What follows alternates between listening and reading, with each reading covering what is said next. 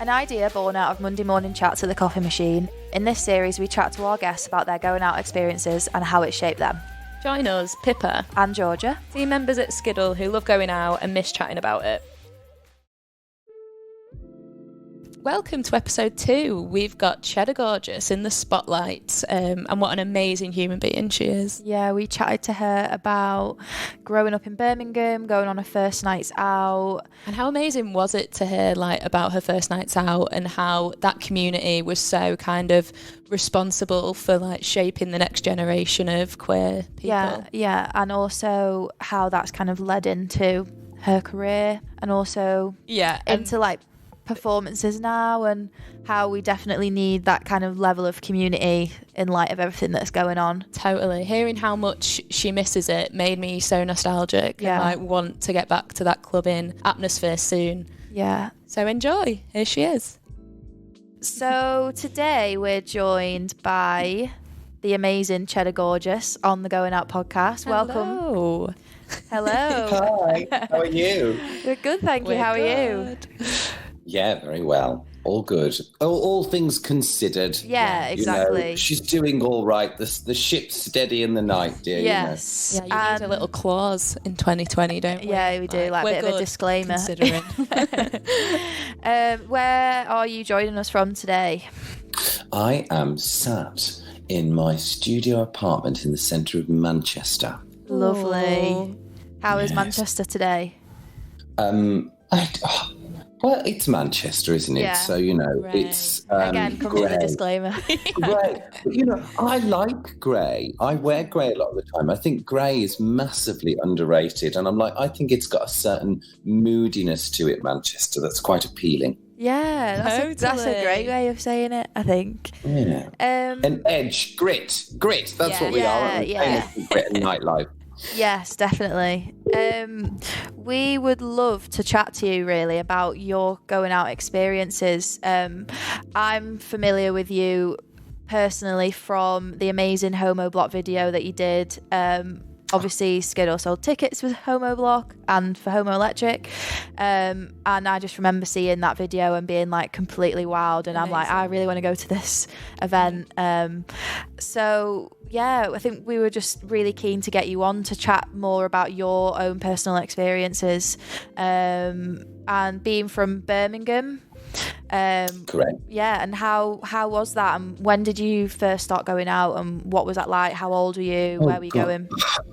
Well, I think my life has been bound up with going out for such a very long time. I think like a lot of queer people, the kind of the nightclub and the bar and the cabaret is often where you find people whom you're able to relate to. Around that aspect of your life. I think in the UK, we're a little bit different from in the US, and our gay scene's very much developed around pubs and clubs and bars. And so my earliest memories of going out were the first times that I kind of snuck off to a gay club. But in the early years when I used to go out, I remember going out before I was supposed to be going out, like a lot of people do. Yeah. And I remember going. Podcast, actually. Yeah. People are about 16. Yeah.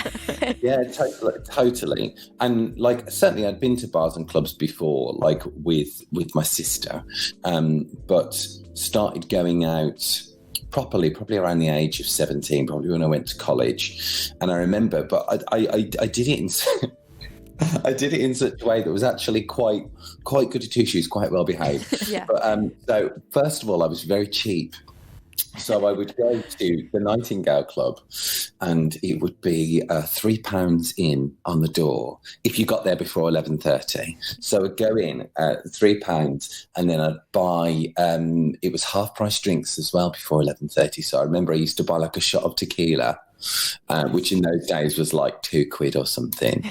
And then I'd get a bottle of water and that'd be me. I'd be set for the night then. And it was all just really about going out and dancing and meeting people. But I remember one of the first times I went out was with a group of friends from college.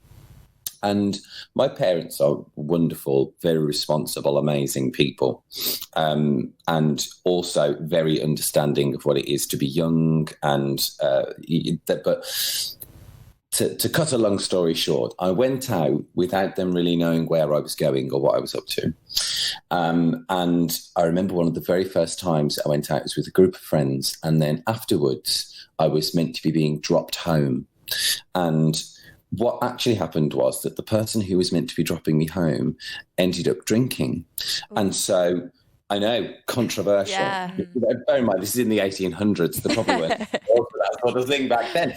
But the person didn't drive. And so what we did was we went and me being however old I was at that point, we went and we rested in the car and slept in the car. Yeah. But of course, the plan was just to sleep for a little bit and then get up and, like, you know, you drank earlier in the evening. It was all going to be very responsible. But what actually happened was that at 4 a.m. in the morning, I got a phone call on my mobile, you know, when mobile phones were like bricks. Yeah. You know what I mean?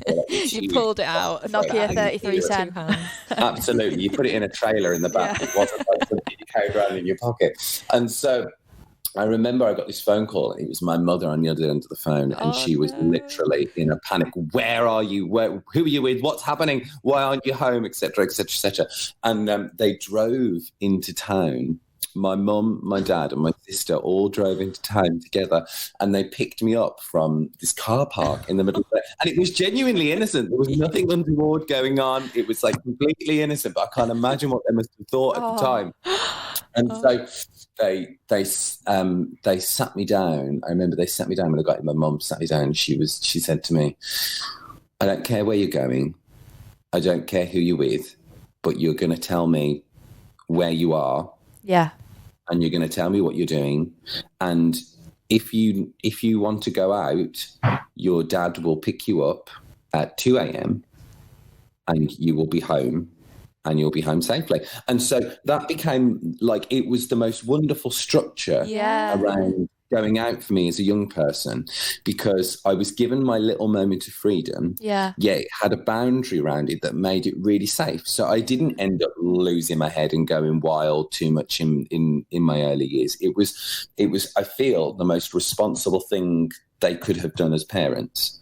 Yeah, because if they'd have said lockdown on me, I know it's a triggering word to use these days. If they'd have said lockdown on me back in those days, then I probably would have flown off the handle. You know what I mean? I probably would have just gone and done whatever the hell I like, because that's what young people do. They're young, they're stupid, and they do whatever the hell they like.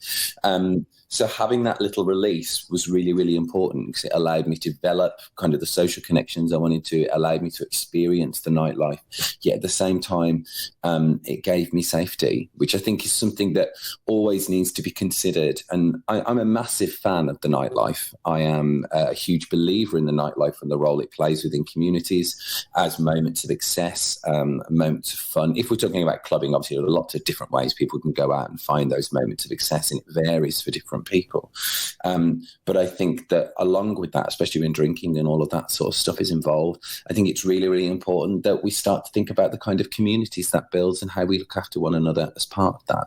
And I think I was introduced to that from a very early age. I was very lucky when I first started going out. I remember being exposed not only from that structure from my family, but also I remember being exposed to older people within the scene who were educating me about safe sex, who were educating me about drugs misuse, drugs use, I should say. Misuse is a common misnomer, I think, with drugs, to call it misuse, because often a lot of the time the effect that people want to get is the effect that they're getting. So misuse is not an accurate description. Drugs use, safety around those sorts of things, safety around drinking, safety around relationships and appropriate relationships. And all of that I encountered in the early days of clubbing. And so I'm very thankful for those people. I don't know any of them now, but I'm very thankful for the relationships I had when I first started going out. That is such a nice and pleasant introduction to your kind of going out life. I think a lot of the other conversations that we've had have been more trying to sneak out where you can, go rebelling. To the park, rebelling, and that's just so nice for your introduction into the going out, so responsible and safe. That's really nice. I wonder whether there's an era thing there. So I don't know the age of the people who you're speaking to. Yeah. But I think I was in a real nice sweet spot, I think, for me, like going out in the late 90s, early noughties kind of time. How old am I now? I sometimes find it hard to remember. But the decades genuinely get lost. I can't remember whether something's the year 2000 or the year 2010. Yeah. But yeah, so I think that particular moment, particularly within the gay scene, and the gay scene is a particular thing, and particularly within Birmingham, because I don't think I feel that it's necessarily there in the same way that it was. It's certainly something I tried to push forward in the events that I create, because obviously I moved on. For a bit of context for your viewers, I am a drag queen, and I moved from being a person who would be going out to being a person who started to run events and to kind of create their own scenes and create their own happenings in nightclubs and in cabarets and in bars. But I think certainly back then it was a particular moment. And within the gay, you have to remember, for gay people, that was a moment that was post-AIDS, pre-PrEP, post-AIDS crisis, So actually for gay people, it was incredibly important. Safe sex was something. And so I remember being told by older gay men that you always wear a condom and you have to do this, you always do that. So actually, whilst it was about going out and celebrating and having a good time, because a lot of gay community activity has been organised around bars and clubs, that was the place where those kinds of socialising and interaction and instruction and mentorship also occurred. And I don't know whether that same thing happens for heterosexual people when they go out, because I'm not a heterosexual person, so I don't know. No, but I don't the conversations there. Well, when I first started going out, I don't think older people would ever come and talk to me and try and educate me about what it's like. Do you think it's more about, the older people in that community not having that and wanting to support people? Yeah. Do you think your parents recognise that you needed that level of support from people who had lived in that community? I think they recognised that I needed an outlet. So at this point in my life, I was dyeing my hair every single colour under the sun, and I was dressing up at any opportunity I possibly could. And so I think they recognised that I needed something that they were not able to provide. Yeah. And that is a scary thing for a parent to face up to. But it is true, because we all hit that point, don't we, where we need something that it's a Small Town Boy reference. I don't know whether you know that song. But the love that you need can never be found at home. And that is no fault of our families. Sometimes it is fault of our families, but sometimes it's no fault of our families because they can't provide you that adventure. Because they're there to be your security and safety. They're there to be the stability, hopefully, if you're lucky to have that family in your life.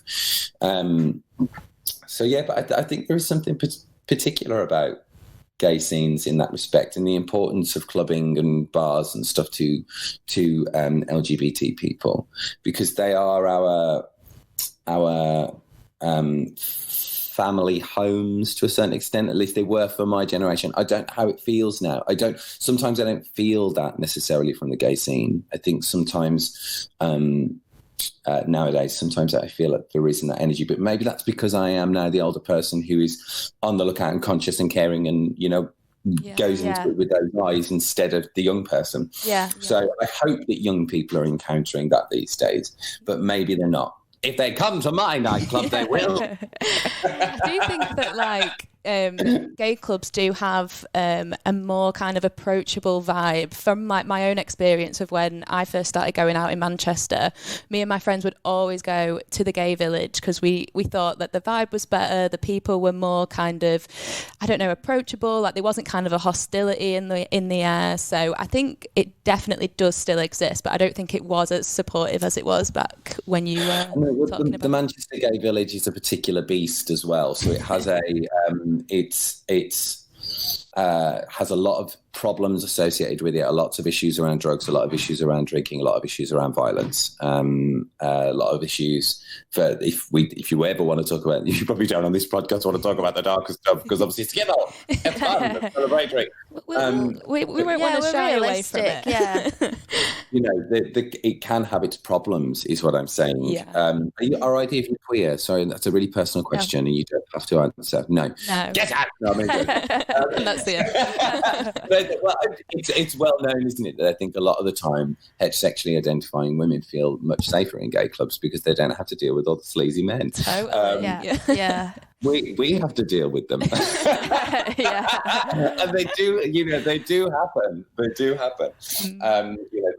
There is that kind of element as well there, but certainly not from my experience. From me growing up, I was lucky, and they do.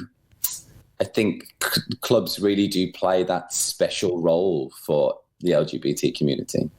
And I think that the older, I don't know whether you guys are even old enough to think about the nightclub as the church and that sort of thing, which is a very kind of 90s clubbing, kind of, what era would you call that? Kind of like house music idea of the club being the communal place where you come together and around which both worship occurs, the connection with the divine, but also where communities are formed through that collective connection, through celebration. I mean, it's not too dissimilar, actually, when you think about it, from what other people call a church. The idea of connection through music, through dance. Dance and music are incredibly important parts of human experience. Sometimes I think that we underestimate how important they are. I'm probably jumping ahead in the things that you want to discuss. No, I totally agree. We're going to touch more on Homo Block a little bit later, but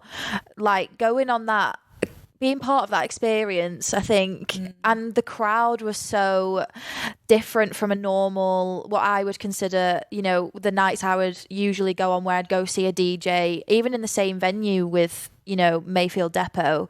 And the audience was so, there was such a big range, and the atmosphere was so positive, and there wasn't the hostility that we might find if we were to go on a night out with, sleazy men around or whatever we said earlier. I think the age range was so different, and even with the boys that are the men that went from where we work, which are heterosexual, they even were like, this was amazing, this was where a community came together, whether you were kind of whatever you recognize yourself as. I think everyone just came together for one experience, and it was just the atmosphere was electric. And I've come away from that thinking, I hope to have an experience like that again. I hope they do it again, but my other nights out haven't compared. I don't lived up. And so, Homo Block was a very special event, and I think it was special because it combined two different streams, and one was definitely distinctly queer. And the guys from Homo Electric have worked with the gay community and the LGBT community, the queer community, whatever you call it, for a very long time, and they've run events, Homo Electric, within and for that community for a very, very long time. And then the other side of the thing that they brought into that was the kind of very old school clubbing, that kind of real warehouse style, big scale event, which I am assuming your age here, but I'm assuming you guys haven't really, I mean, even Warehouse Project as it is now isn't that, what I mean? It was, that abandoned building, kind of everyone just really, really dancing and being immersed in the music and kind of it being about the music. So those two elements coming together. And I think what really made it special for us as a group of performers, because it was wonderful in that we all got a gig, which is very unusual, but they literally, they brought in everyone. And that's very much the work of a kind of, I call him like a performance curator called Joe Spencer, who kind of works with a lot of bars and clubs. And he's a wonderful, wonderful, amazing guy, fat, proud, queer, ginger, bearded, wonderful man. And you should definitely look up his stuff. But he basically got all of the different sections of the kind of weird, wild queer community. And we just got to have this moment where we were all on stage being collectively worshipped by the crowd. Yeah. And that's a wonderful experience for us. But it offered the crowd a glimpse to a world that I think that a lot of people don't ever get to connect with, which is the essence of nightlife and clubbing for me, which is about excess.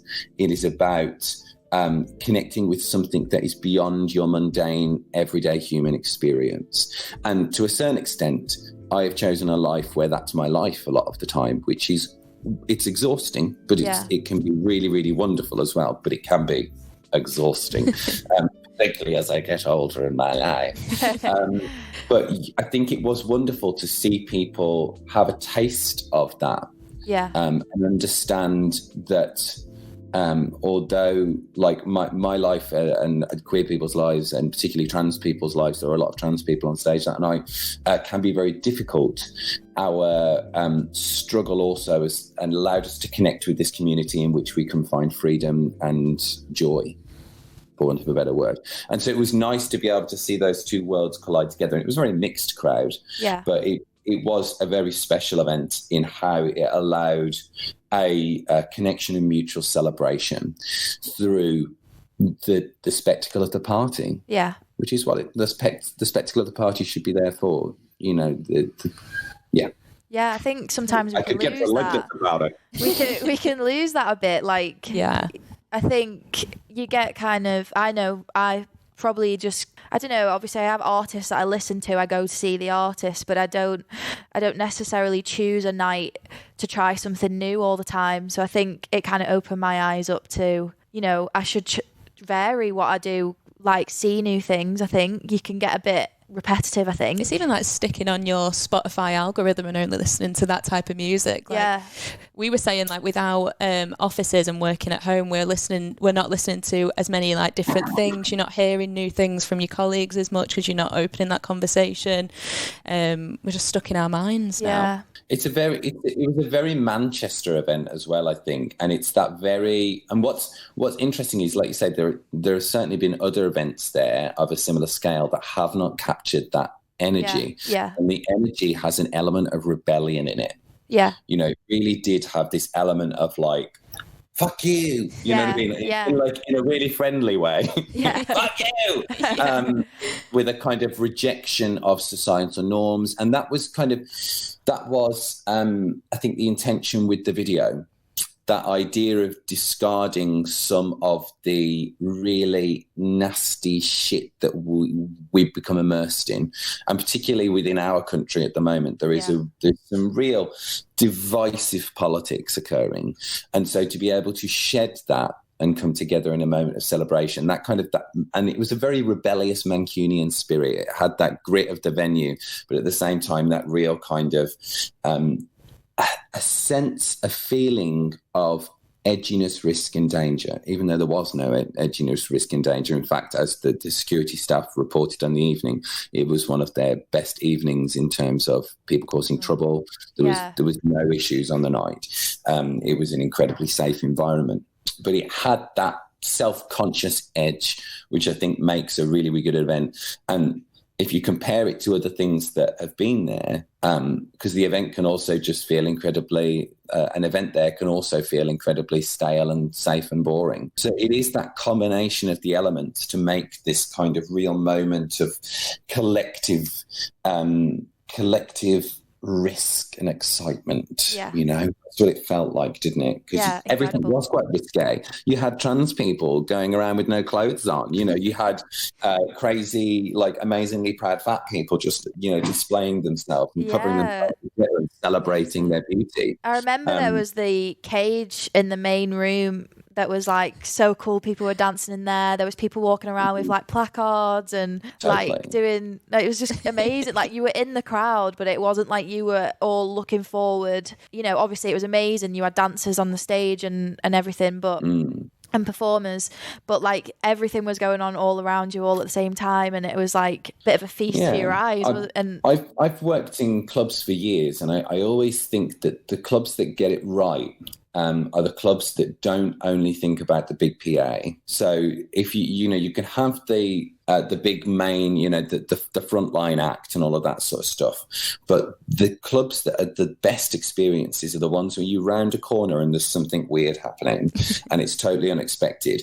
When you're curating an event, the trick is to get lots of small things in that kind of almost don't make sense together. Yeah. And allow them to happen, because a club is a chaotic environment. You allow them to kind of like flow through a venue and so literally as a person's moving through, they'll turn a corner and see one thing and then they'll see another thing. And that's what changes the perception of going to see a show to being immersed in something happening. And I think that's what makes the best experiences, doesn't it? When you actually feel you're involved and part of something, you're not just an audience member. Yeah. Because on a night out, you want to feel like you're the star. It's great to go and see an amazing performer, but really, your night out is about your story. Your night out is about the adventure you're creating with you and your friends. It's not about the amazing time that person on stage is having. Yeah. And true. I think we need to break free of the current mold of celebrity that we really are obsessed with in our society. And that current mold of celebrity is about they're special and we're not. Yeah. And actually, when you're in a good club, you're special. That's the point. Yeah. And like on a night out, all the funny stories that you talk about the next day are always the little side things that happen. If you go into the toilet and there's a DJ on in there, like that's the stuff you remember, really. Yeah. And the drama that happened between you and your friends. How people got off with Sandy in the loo or whatever. That's the stuff that gets them remembered, because it is your story. And so the club is an environment in which you are the celebrity, you are the exciting thing that's happening. Your relationships are the soap opera, not whatever's going on with whoever's on stage at that particular moment, or, however much champagne they're drinking in the VIP area. That stuff's the BS, really. Yeah, 100%. I think it'd be interesting to know your kind of transition into becoming a drag artist, I think, and who was did you have an inspiration, or is it some way that you wanted to express yourself? I mean, I've had a few, there's been a lot of inspirations over my life in terms of drag. But I remember that Divine David, who's from Manchester, David Hoyle, Taylor Mack, we had a huge amount of visitors from New York at one point because of an event called Queer Up North Arts Festival. So we used to have a lot of really cool acts that would come over and kind of show us really strange alternative versions of drag. And like I said, I've been dressing up since I was 16, 17, but never in a way that I called drag. I would always dress up as monsters or fawns or crazy things, which I think shows in my drag now. I don't really do very conventional looking drag. So I've always had that kind of weird need to be seen, the weird need to maybe gain a little bit of attention.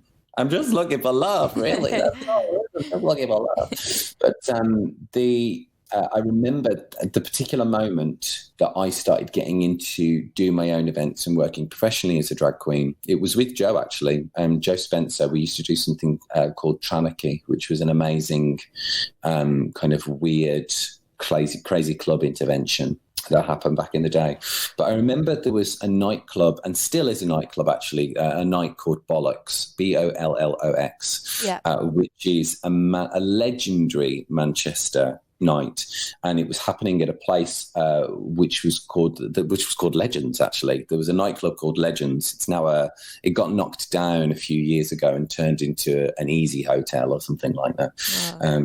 Something awful. But it was an amazing venue and an amazing, strange, weird. Started out as a bear club, became kind of a drag club. And I remember when they knocked Legends down, Bollocks kind of went into and I was already kind of doing drag by this point. This is around kind of 2011, 2012 time. And so I was already doing bits and bobs with drag, but it wasn't, I wasn't doing events and I wasn't doing it professionally. I was working on a PhD, I think, at the time. But just casual. I was working on a PhD, I something at the time. I was working on my project. Wow. It was mine. I wasn't working on somebody else's. But I remember when Legends closed, it felt like there was this weird vacuum. So there was a couple of there's a whole kind of little network of things that started to happen, and we kind of had this resurgence of strange, weird, queer alt clubbing. So there was Drunken Vogue, which was an absolutely amazing disco night. There was Off the Hook, which was an amazing kind of hip hop R&B night that was happening, and they were all kind of queer focused. And then Bollocks was kind of doing the occasional party, but they didn't really have a regular home yet.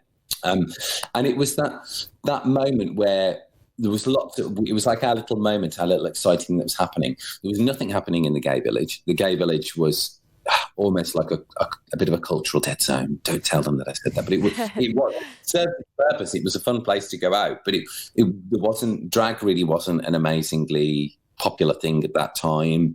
So there wasn't an interest in having drag as much there. There was kind of very traditional kind of British cabaret drag there, which is fab and still there and continues to this day. But we started doing, it was me, my drag sister, and a Flactic and a DJ, realised that there were a lot of people going out to these alternative queer clubs and dressing up, but there was no places for them to perform. And to try performance, because drag queens are very territorial over their gigs. It's like a real, like, if you get a gig, you're like, you don't let no other bitch get near it, because they steal it from you, and then you'll have no gig, and then you'll be poor. And so we decided to set up on a different model. So we started doing a regular monthly club night. We wanted to make it a sort of space where people were free to come and play, and they could pitch and become involved in the theme each time. And we got people to pitch, and we would select 3 new performers every single time. So we had then this big lineup, and we were able to give them a little fee and that helped them and support them to bring their number to life. And I think we probably had like over 90 performers in a kind of we did like a 5-year run of monthly parties. I think we had about 90 different performers. I'd say for 2/3 of those, it was their first time ever performing in drag. And of course, it was a kind of weird mix of club and cabaret that we ended up creating. And of course, from that, because we were doing all this pitching and we were talking to a lot of performers and we were getting new people in, that community formed. And I think it probably was one of the most special periods of my life. Because we had this crazy little creative hub that was churning out drag queens and helping people get up on stage. And, I was creating new content every single month, and it was exhausting and mind-blowing and joyful at the same time. So, yeah. And then since then, I do little bits and bobs here and there now. I'm touring most of the time, so I don't put on as many events as I used to. Where would you recommend listeners go for like the ultimate drag nights in the UK? What are some standout at the moment, places? Nowhere.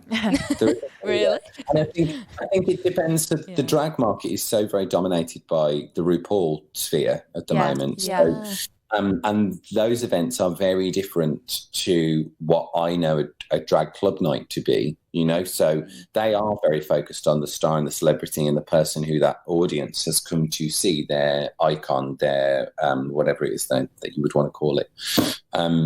That is the focus, is those special people, the celebs. And, they do good shows, though. They're good fun. And if you are a fan, then they are amazing, amazing events.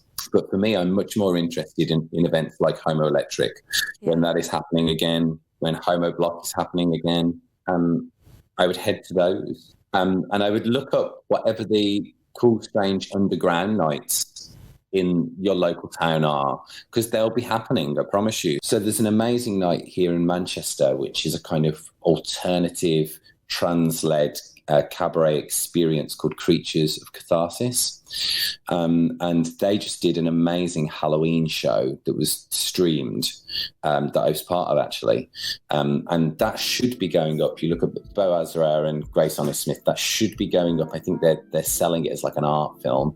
And that was a really cool, weird, strange, experimental thing to see. And really enjoyable. So I would say always try and look up the small weird shit that's going on in places. That's the best. But mix it up with whatever the big, and I think it's a great thing. Do you know, if you're going to a city, because your icon's on, And this is the thing, right? You've got your Saturday night. Your Saturday night is you're going to go and see the Viv and Bagger and have an amazing night, and that's your drag plan. You know what I mean? Yeah. So amazing, wonderful. Have that in your diary, but book the Friday night and book the Sunday night as well, and make a proper trip out of it, and see what else is going on in the city. See what the local queens are advertising on their social media feeds. Don't just go with the mainstream flow. Go with all the flows, because that is how you get to see and experience a city. When I go to and I've travelled a lot. I've travelled a lot all over the world, darling, in my years as a performer. But the things I like to do are, I like to find a person who lives there locally, and I like to find out where they're going to go. Where are you guys going to go tonight? Do as the locals do. That's a good tip, isn't it? Yeah, that's what you have to do. Go and meet some people. Go and find out where they're going. Look them up on the social media. Do your homework, and make it happen in that way. But still do your big event, because that's what's drawing you to a place. Yeah. I think it's almost, I think people always try and set up like adversarial dichotomies with this sort of stuff. You either go to the big show or you do the cool underground queer stuff. I'm like, go to both. Do both. Like, have fun if you have the dollar to go to both. I feel like that's a really good tip for 2021. I feel like from personal experience, I just want to jam pack that calendar full of so many events next year to compensate for doing nothing this year. You know what? Like I think the learner from this experience that we're in at the moment in the COVID-19 restrictions in 2020, I think the big learner is all about appreciating what you have. And I think because nightclubs, they're the one thing that hasn't been allowed to happen since March. We've had bars in various forms. We've had restaurants happen again. Yes, they haven't been the same and all of this stuff. But it's made you appreciate the importance of that kind of communion. Yeah. And it's made you appreciate the importance of being face to face with people beyond that kind of communion. And I think there is some kind of, I'm not a spiritual person. I'm not very hippy tippy, but there is something about energy resonance and the way that bodies react with one another that's really, really important. And whether it's about electricity, whether it's about the way that we read one another's bodies when we're face to face, or whether it's about the immersive interaction of the shared experience, not just in clubs, there is something special about being in close proximity to other human beings. Yeah, so and that's what we need to keep hold of. And I think we don't really understand the long-term health implications, mental health implications of our solitude at the moment. But I think we will come to understand that. I think we're going to see a lot of people who may struggle even to go back out because there's been this kind of cloistering of our lives within ourselves. But I think that humans, we're almost sold these alternatives like your Zoom events and your Friday night parties and your streams and all that sort of stuff, as if our entire lives can be mediated by these forms of technology. And I think that is a lie. And I think it is a lie that is incredibly harmful to our ability to get along with one another, because being on these forums in its very nature, the way it is mediated by certain forms of capitalism, it divides us and it is a divisive force in our life. And also, it does not compare. We're spun this myth that somehow it is a replacement for these human activities. We cannot be allowed to continue to believe that this can be the future of humanity. And I think that's been one of my big fears from the start, that what happens is it moves from necessary restriction to new normal. And that's why I hated the term new normal, which was used a lot in British politics and has been used a lot in British politics over the last year. So I think the moment we can get back out there safely, get back out there, support your local clubs, support your local performance, support your events that are happening, because if we don't, we will lose them. And the risk is already there that we've already lost a lot of events companies and events management people to this crisis. It's the one neglected sector that, well, I suppose the airline industry is another one, but that's a different question for humanity to address, isn't it? The airline industry. Indeed. I think... Sorry, I went deep there, didn't I? It was great to hear, to be honest. You chatted earlier about how the community, how going out to events and being part of the community was so important to you growing up. It seems so wrong that, you know, young people don't have that, don't have that now, and feeling. I worry how it affects them not having those, you know, older people, you know, having those conversations with them like you had. But the feeling is primordial as well, you know, and I think you can relate, like, think about what a nightclub is, think about what an event is, and you have that, like, proximity, movement, light, you know, and darkness is quite critically important to that. You know, I think and if you think about how humans have celebrated and gathered since the Stone Age, you know, if you look at Stonehenge and what they talk about potentially Stonehenge might have been used for, the idea of gathering, and there would have been torches and sconces and fires and bonfires and people dancing and rhythm and beats. That sort of stuff has been an important way that human beings have connected for thousands of years. We can't trivialize that. And I think so often events and clubbing and bars are trivialized. It's like this excess, it's this extra, it's this thing that humans don't really need. It's a treat. And I'm like, your life is lacking if you don't have those moments. And I'm not saying the nightclub is the only place you can get them. You can get it from your living room. If you have a gathering with your family and friends in your living room and you put on your reggae and you have a nice little dance around and that's what you do, and you have all having a cider or whatever, that's your thing, absolutely. But I think to not have that in our lives, that is seriously risky.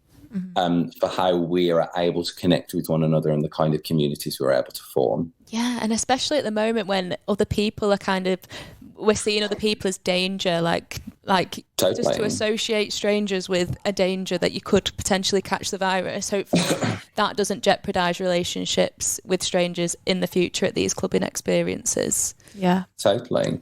And there are undoubtedly things to be learned about from this crisis, and you know, there's undoubtedly things to be learned about illness and disease and the way diseases are transmitted. And I mean, I'm not going to get too political, but it says something when events are cancelled before international travel is cancelled. And I think that's never sat well with me, that our ability to meet and commune with other human beings was placed under the rung of any particular industry. And I'm not talking about meet in a large club environment. I'm talking about the ability to meet in your own home with 4 other friends, you know, watch some telly together, have a dance, drink some wine, and do that kind of celebration was placed below on the pecking order, traveling between regions and between nations. That's peculiar. And I'm not saying it was not necessary, because we live in a society in which now, because of how far along we are, we live with a particular economic setup that requires certain things to happen in order to make the world function. So absolutely, that may have been the way that it had to work. But it says a lot that that's how we've organised humanity, not around the communal things that matter, but around the things that end up extracting wealth from us. Oh, isn't it? I mean, I've turned your lovely podcast about going out into a political statement. Oh, so sorry about that. I'm just a drag queen. So, like, with all this, all this is going on in 2020, how is it gonna change your year next year? Like, are you gonna put on more shows of your own? Are you gonna go to more shows? What have you learned, and what are you gonna change next year? I think depending on what we're allowed to do. Yeah. I think it's made me a lot more focused on my home community. So it's made me a lot more focused on doing stuff for other performers around me. Like I've spent the last 5 years of my life traveling. And going all over, and I've been so lucky and had such an amazing, wonderful experience in some of the things that I've been able to do. But it's made me a lot more focused on what's going on at home, and made me realise how much I've lost touch with what's going on back home. So maybe there's a potential for me to start doing a regular event locally to the ground here again. I don't know. It will depend on what we're allowed to do and what work I get. You know what I mean? So, like all entertainers, like I have to go where the gigs are. You know. So we'll see what happens. But I hope so. I've got an idea for a new club night. So. Oh, that's exciting. Yeah, so maybe. I guess who knows? Maybe you'll put it up on Skiddle. Yes, I don't know. Please. Yeah, well, I'm definitely coming along. Let's make it happen. Let's make it international, darling. You advertise it, darling. I'll bring the drag. So, touching on kind of your recent work, I've seen that you did a digital performance with Social Convention. What was that about, and what? You mean my really bright, cheery number about being stuck in a box with writing all over myself? Yes. Well, I've done quite a lot of digital engagement stuff, actually. I think I live by myself, and when that first lockdown happened, I had a choice, which was either have a breakdown, become addicted to something, or just get on with work and deal with feeling miserable. So those first few weeks were really they were dark, but they were productive. And so I was making quite a lot of digital performances, and I did, along with the stuff we did for Social Convention, I also did a couple of, I did something for Homo Electric. So I did a stream on United We Stream with Homo Electric, where I provided 5 performances, and I did a recital of Charlie Chaplin's Great Dictator speech, which was, he's brilliant from Homo Block. He's amazing. So he'll call, like with the other video that we did to advertise Homo Block. He just calls and he goes, so I've got this idea and I think that you should just do this.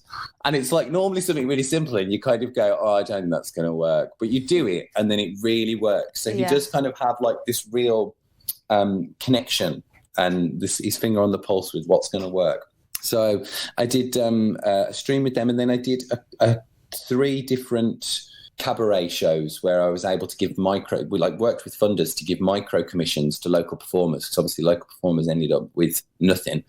And so I spent a lot of time kind of mobilizing what I could to try and make stuff happen around that, which was really, really rewarding. And these kind of like cool little digital shows came out of it. So I was very grateful.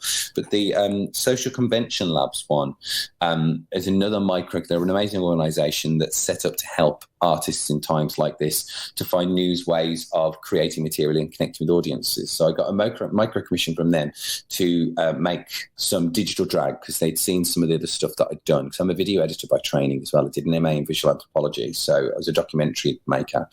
I've had about 60 million lives. Like, seriously, life's too short to only have one. That's what I always say.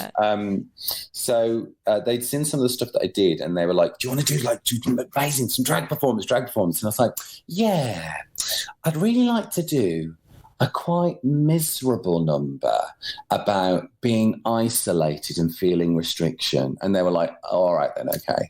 And so that's what I ended up doing for them. So the number is you can see it on their YouTube. You can see a snippet of it on my Instagram. I will put the full thing eventually. But it's me in a box, and written over me are the words I am. And I think it had like 2 little functions. This is the great thing about drag, right?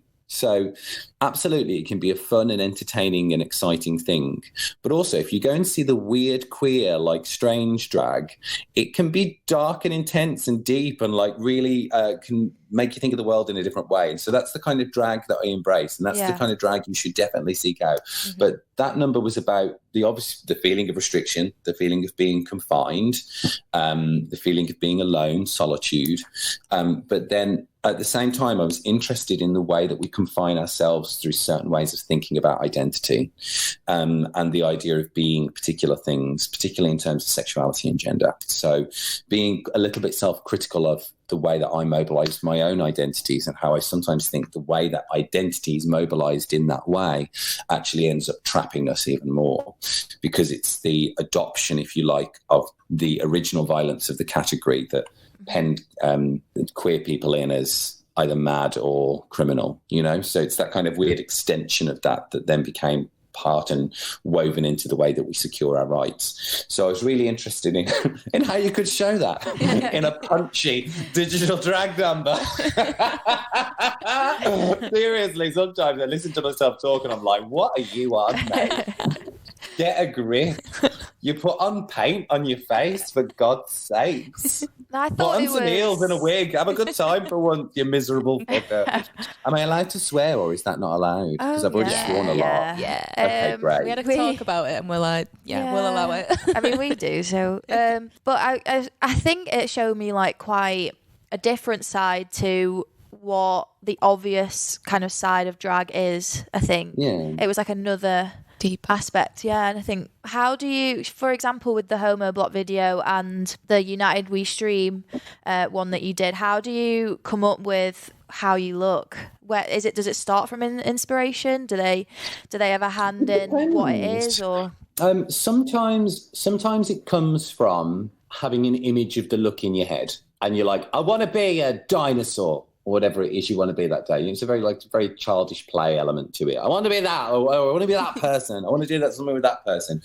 And for me, if I'm doing a performance, because of course not all drag is about stage performance. Some drag is just about being there and being the centre of people's relationships. You know, drag is an art of relationship, not of the stage. And I think, but if I'm developing a piece of stage performance, then normally it'll start with one element, which will either be the song or a clip of an audio clip or something that's happened in the world, like an event, or the look. And normally, if you have one of those bits of the triangle, it's about connecting it together with the other bits to make a more complete story. I'm really into storytelling, and storytelling is all about combining elements together. It's about having these different elements that then hang in relationship to one another to keep you moving in a flow. That's how storytelling works. And so I'm really interested in how drag does that. So I think if you've got one element, it's all about finding the other elements and hanging them together. And normally they kind of just hit off with one another, right? So it just sort of works. And so what was really nice about the club night we used to do was that it was themed. So you would always have a start point. So we did one about, God, we've done a Disney one. So, you know, you think, well, what's the Disney character I most want to embody? And then you relate that to, well, what song would they do? What song tells their story more? Or, you know, we did a night that was all about murder and murder mystery. And so what's the most interesting serial killer I can think of to do a number? You know, take it to a completely different, more inappropriate angle. Yeah. Because guess what, kids? Drag can be edgy. But yeah, so it's all about finding those different elements that tell the story that you want to tell. I think drag, like any other art form, is just another way to tell a story. Yeah. What's been one of your favourite stories that you've told through drag? Oh, God. Oh, my God. That's a tough question. I did. Would you want? I tell you what, I'll give you two, and you can cut out the one that you think's inappropriate. No, we're not cutting out. If it's inappropriate, we'll keep. Well, you can if you want to. Don't worry, I don't mind. I'll give you two because sometimes the stuff that drag queens explore can be quite threatening. It's a boundary pushing thing. It's discussing things that make people feel uncomfortable. So one of my all-time favourite story that I explore is Queen Elizabeth I. So I love Queen Elizabeth I. I love the ambiguity of her gender, and I love the fact she was a woman, one of the most powerful women in the world. I believe that she is one of the earliest examples of drag because she used costume, makeup, and performance to elevate her voice and her power. And I think that to me is the essence of a drag queen. And possibly she's the original model for the theatrical version of the drag queen, right? You really feel that period of time, men on stage parading around dressed up as queens, like that's where it all comes from. So for me, Queen Elizabeth I, I do a set of routines that I do with her, but particularly kind of around gender and around love, because she's also this incredibly tragic character. Strength and tragedy, and you know she's an amazing. At the same time, certainly the way she's portrayed in fiction is that she perhaps longed for a more normal life in which she could have more mundane and intimate contact with people whom she loved. So I love that story. And the other one that I absolutely love, and I've only ever got to perform it once because there are not many events that you could possibly you know, it's not it's not one that you take. It's not one that you take away like for a good time to a city and tour. I do a number as Eileen Wuornos. Do you know who Eileen Wuornos is? No. So Eileen Wuornos, there's a fictionalized movie about her. There's also a documentary about her final interviews as well, done with Nick Broomfield. So you can see a final interview with Nick Broomfield. But the film Monster with Charlize Theron was a story of her. She was a female serial killer. She was a sex worker who killed the punters, basically. And I do a performance as her, which kind of starts with her descent into killing and ends with her kind of final witness statement of why she became a killer. So it's pretty intense. And it's not something really that I do in a nightclub anymore, because it involves guns. So she shot people. So, and I think since the Orlando shooting, I've not been interested in pieces of performance that involve shooting. Yeah. You know, and that's a sensitivity that's occurred for me now, because I think our sensitivities are always changing, but also our awarenesses of what other people will find sensitive is also always changing, and I'm always learning and I'm always growing in that sense. Mm-hmm. And so for me, I don't tend to do that one anymore. Mm-hmm. Yeah, for obvious reasons. Yeah. I think that's all our conversational points. We've just got one question for you that we're asking all our guests. If you could pick anywhere and anyone to go out with this weekend, if it was a normal world, a non-COVID related world, who and where would it be? Do you know what? It would be Bollocks at Legends in 2010, and it would be with my drag family. Oh, amazing. I like how you've put the year in there as well. Totally. That's where we'd be. Definitely. Bollocks 2010 with my drag brothers and sisters. So I'd have Grace Honey Smith, Anaphylactic, Licorice Black, Laurie, Geordie, and Bo Blonde, and Miss Blair. Yeah, all of the drags. All of the drags. Love that. Lovely. All of them. Well, thank you so much for joining the conversation. We've loved having you on the podcast. Yeah, I think it's been amazing to chat to you and learn a little bit more about your own personal experiences. I'm sorry I waffled so much. Oh God, no. It was really insightful, and we hope to come and see you next year. Yes. Oh yeah, let's make something happen. Thank you very much. Well, have a nice day. Speak soon. Bye guys. Bye. See ya. Bye. Thank you for listening to the Going Out podcast with Skiddle. Don't forget to like, rate and subscribe wherever you hear this podcast. Thank you.